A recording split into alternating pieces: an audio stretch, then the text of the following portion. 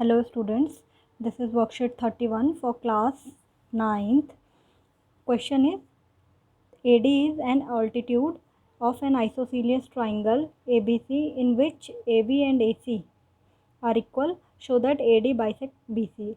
AD एक समद्विबाहु त्रिभुज है, ABC का शीर्ष लंब है जिसमें AB और AC बराबर हैं। दर्शाइए AD रेखाखंड BC को समद्विभाजित कर रहा है।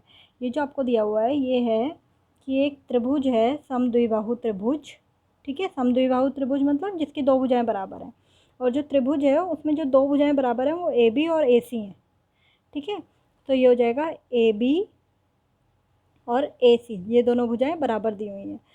दर्शाइए AD रेखाखंड BC को समद्विभाजित कर रहा है, क्योंकि यहाँ पर जो AD है वो एक शीर्ष लंब है। शीर्ष लंब मतलब ऑल्टीट्यूड, ऑल्टीट्यूड मतलब जो 90 डिग्री का कोण बना रहा हो आधार के साथ, तो ये यहाँ पर 90 डिग्री का कोण बना रहा है AD, ठीक है।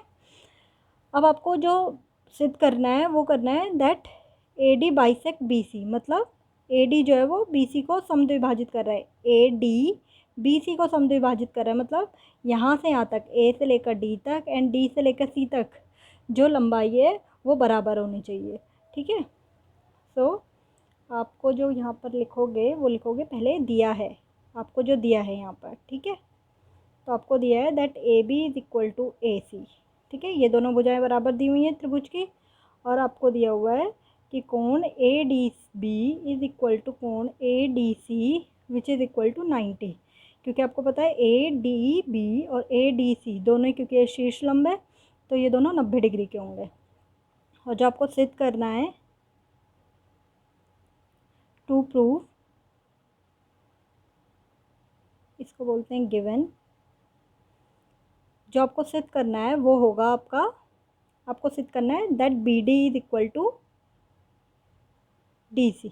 ये आपको सिद्ध करना है, क्योंकि आपको सिद्ध करना था कि AD जो है वो BC को समद्विभाजित कर रहा है, तो BC को समद्विभाजित मतलब AD को हमें DC के बराबर प्रूव करना है, ठीक है। नाउ प्रूफ पत्ती बोलते हैं जिसे।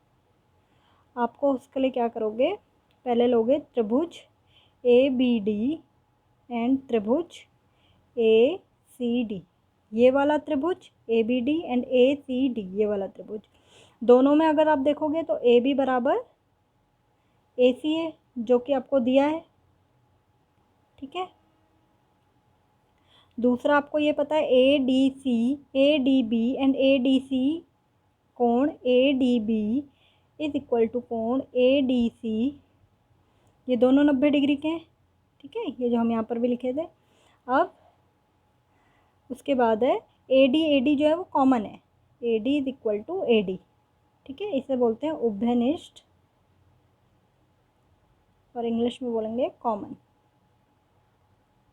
तो ये दोनों ही त्रिभुज में आ रहा है, ये वाली भुजा AD, ठीक है। तो ये दोनों, तो यहाँ से आपको पता चल गया that triangle ABC ABD is congruent और सर्वांग सम है ACD के। ये वाला जो सर्वांग समता है ये होगी क्योंकि ये 90 डिग्री का है और ये एक भुजा है, लंब जो था, और ये कर्ण है, ठीक है। अगर आप अलग अलग देखोगे तो इसके अपोजिट ये कर्ण है, और इस वाले त्रिभुज में इसके अपोजिट ये कर्ण है, ठीक है। और ये एक भुजा है और ये 90 डिग्री, तो RHS से, सर्वांग समता से ये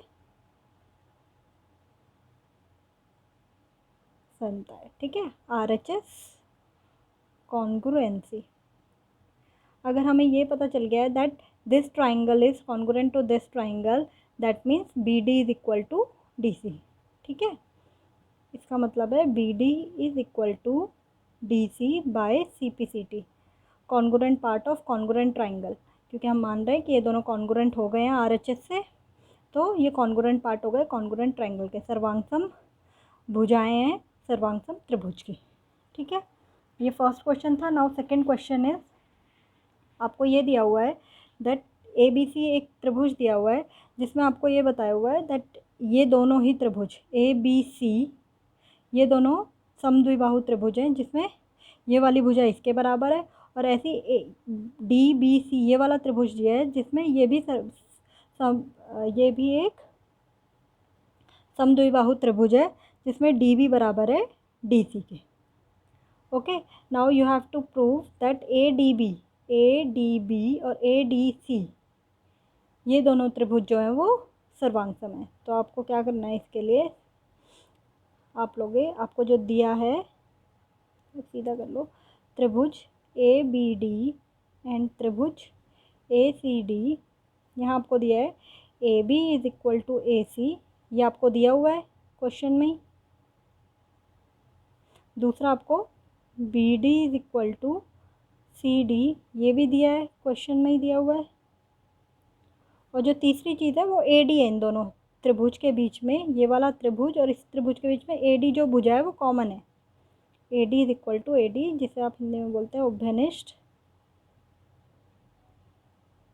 ठीक है, देयरफॉर त्रिभुज ए बी डी सर्वांग हो जाएगा त्रिभुज ए सी डी के।